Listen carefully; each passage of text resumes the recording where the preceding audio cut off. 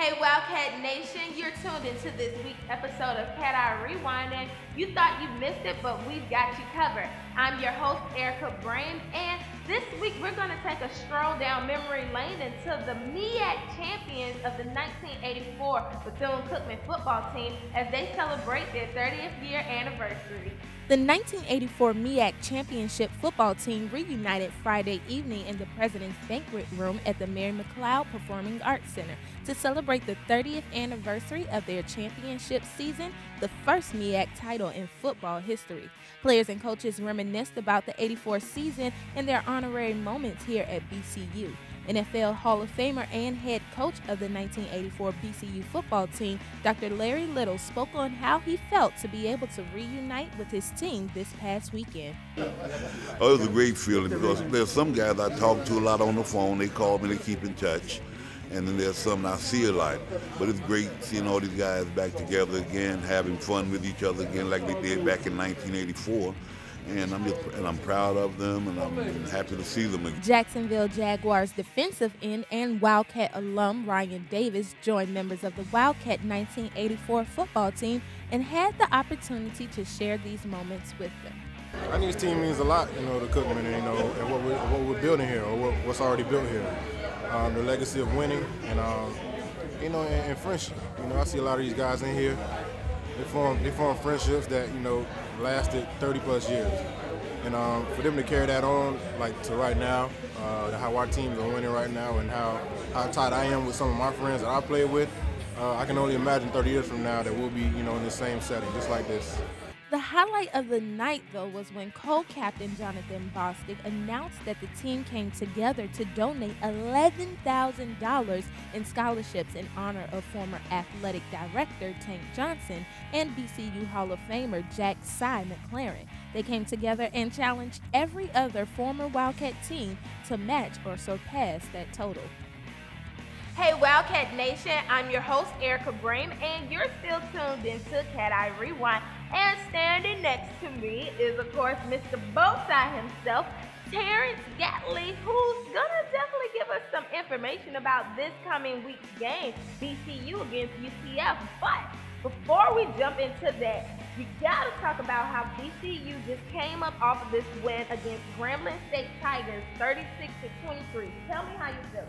I feel great. The Wildcats did a great job this weekend. Offensively, in the third and fourth quarter, they really took over the ball game. The offensive line did their thing. Andrew Eckward at center, the senior offensive lineman, preseason All-American. He held it down. The Wildcat running backs, Anthony Jordan, and the rest of those guys, Michael D. Jones and Danny Dillard, did a great job. I was truly amazed. And Quentin Williams did a great job as a field general, getting the Wildcats over the hump. And Frank Brown, who knew?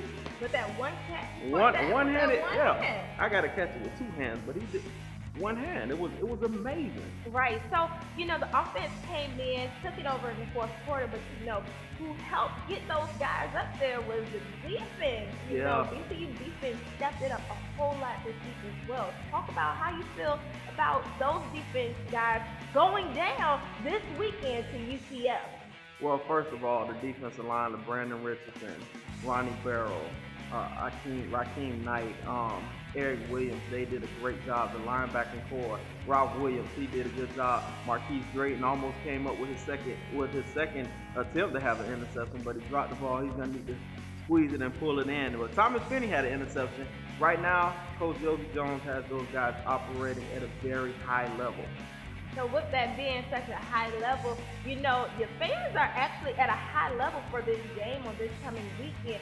It's been a while since Bethune-Cookman has defeated the UCF Knights, and that was only 4 times, and we're expected to go down there and make it 5 on this coming weekend. So what are your expectations just coming all around the board for those guys? Well, the Wildcats in the past have played them a total of 15 times. The series is 11 UCF, 4 for the Wildcats, like you just said.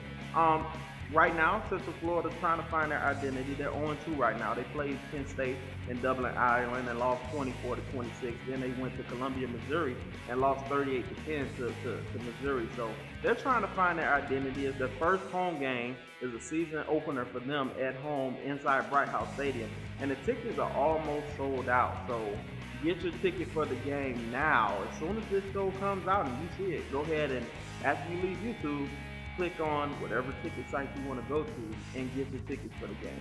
And thank you so much, Terrence, for, just that information and how these Wildcats are definitely hungry for this game, just as well as the UCF Knights. But if you want to catch out how hungry either teams are, you got to make sure you go grab those tickets. And again, I'm your host, Ehricka Brame, and you're tuned into CatEye Rewind. You thought you missed it, but I got you covered. We? We. Okay. We got you covered.